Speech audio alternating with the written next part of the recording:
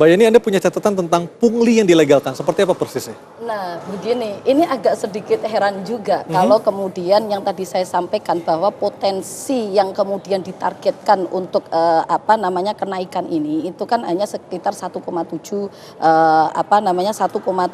triliun saja. Tetapi setelah kita hitung-hitungan lagi, ternyata Jakarta saja bisa menyumbang 2 sampai 3 triliun. Apalagi kalau seluruh Indonesia bisa saja asumsi 5 sampai 7 triliun itu bisa dikontribusikan. Nah, kenapa kemudian ada perencanaan dari 1,7 triliun? Makanya kita berpikir bahwa kebijakan-kebijakan ini yang kita anggap sporadis ini hanya memberikan ruang yang begitu luas kepada elit-elit politik yang kemudian tidak dibarengi dengan sistem tata kelola itu tadi yang tadi saya sampaikan. Ini berpotensi untuk dibancak begitu. Nah, inilah yang kemudian kita nilai bahwa aturan ini bisa saja kita anggap adalah sebagai aturan untuk melegalkan pungli begitu. Nah, inilah yang kemudian perlu disikapi oleh pemerintah dalam hal ini. Mungkin itu saja sedikit dari kami. Ya, jadi kecurigaan Mbak Yeni itu sebenarnya beralasan memang, Mas.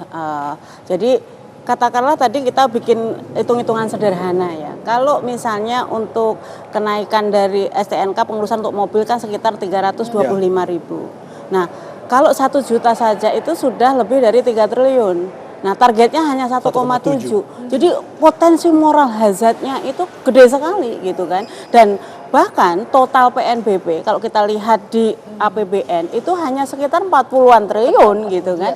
Sementara 40 triliun itu sebenarnya terpenuhi dari imigrasi aja terpenuhi gitu kan. Satu pengurusan paspor perpanjangan itu sudah berapa? Artinya tidak perlu lagi dibebankan kepada pemilik kendaraan bermotor. Enggak sih. Kita artinya pungutan dari masyarakat itu yang penting ada transparansi dan akuntabilitas. Itu yang jauh lebih penting.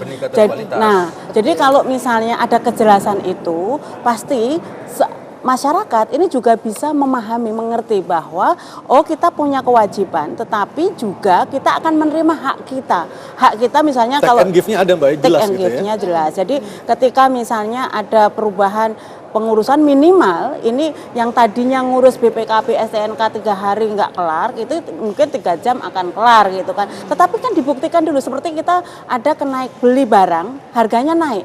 Ini kan ada bukti dulu, ini kualitasnya memang lebih bagus atau barangnya misalnya lebih besar size-nya gitu kan, sehingga ya pantas untuk naik gitu. DPR sendiri akan melihat seperti apa? Karena kita tadi Mbak Yeni dan Mbak Eni mengatakan ada potensi moral hazard di sini, Bang Saleh. Ya tentu nanti kan kita lihat kalau misalnya katakanlah pemerintah kan menjanjikan akan melakukan transparansi, kemudian akan melakukan audit secara berkala dan serius misalnya, katakan mungkin itu bisa dijawab dan masyarakat juga ikut memantau, terutama misalnya katakanlah seperti Fitra dan teman-teman yang lain juga ikut mengawasi, itu silakan.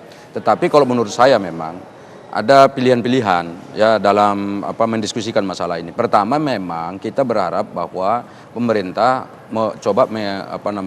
kembali mereview lagi PP 60 ini. Kalau memang bisa tunda dulu kenaikannya karena timingnya juga sikap pribadi Saleh Daulay atau sikap PAN ya? Pribadi saya.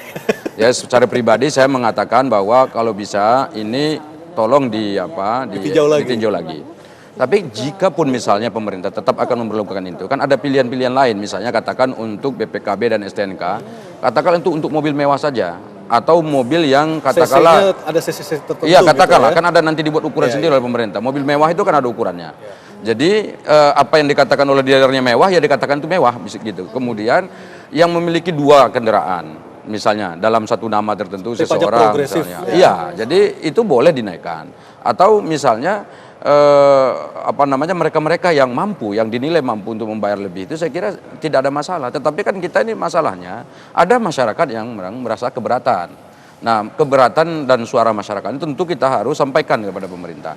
Nah, pilihan-pilihan itu mesti harus dibuka juga oleh pemerintah, sehingga dengan demikian nanti keputusan dan kebijakan yang diambil oleh pemerintah berwibawa, kemudian kuat dan diikuti oleh masyarakat dengan ikhlas. ya kan, dengan ikhlas Tidak kemudian terpaksa rela dan seperti tidak saat ini, ya. seakan-akan ada pemaksaan harus membayar sekian-sekian itu, karena tentu kebijakan yang dipaksakan seperti itu tentu sangat tidak arif ya. Di dalam kepemimpinan apapun saya kira kebijakan yang dipaksakan tentu tidak arif gitu. Dan kemudian terakhir tentu DPR punya hak untuk mempertanyakan masalah ini. Jika masyarakatnya sekarang kan sudah bertanya nih, pada kita juga ditanya.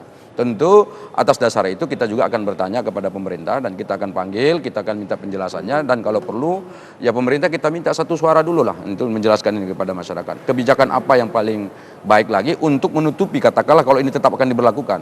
Jadi Apa yang harus dijanjikan lagi kepada masyarakat sehingga masyarakat legowo dan ikhlas untuk menerima. Jadi masih ada keputusan ini. kemungkinan PP itu dibatalkan. Sebetulnya ya PP ini sendiri kan membatalkan PP sebelumnya.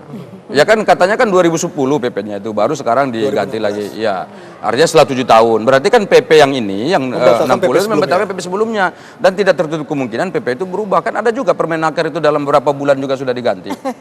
Ya kan? Itu kan contohnya, artinya kan keputusan yang dibuat itu saya kira agak lebih mudah untuk dilakukan karena ini tidak melibatkan pemerintah soal PP ini. Kalau undang-undang mungkin agak lama, tetapi kalau PP itu bisa dikerjakan tidak membutuhkan waktu lama. Dan Selasa depan ketika paripurna pembukaan masa sidang akan diagendakan untuk memanggil pemerintah. Ya tentu masing-masing komisi kan punya jatahnya masing-masing ya.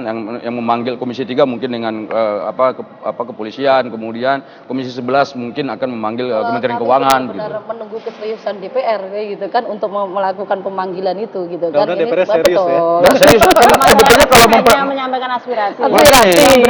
dan itu baik formal atau informal itu DPR kan boleh bertanya.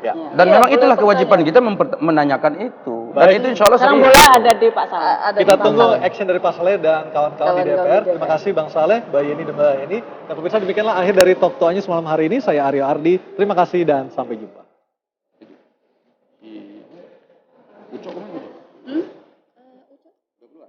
Beda lagi.